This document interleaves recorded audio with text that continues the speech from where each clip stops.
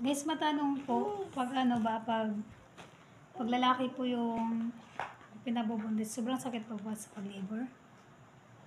Ngayon sabi nila kasi masakit daw mag-labor kapag lalaki yung anak.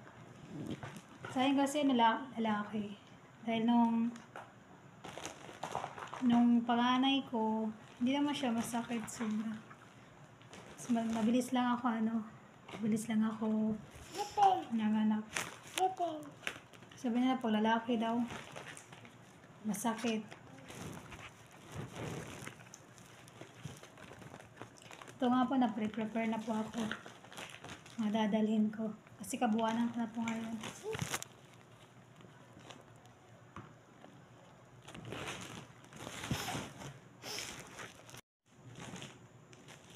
At bumabalik po ba ulit yung anxiety? Kasi dati nung nanganak po ako, nag-anxiety po ako sa panganay.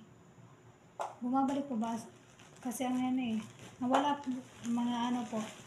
mga 1 year na nawala na po yung anxiety ko. Tapos, ngayon, nawawari po ako ba kasi ngayon na manganak ulit ako, baka bumalik yung anxiety. Sobrang hirap po kasi handle yung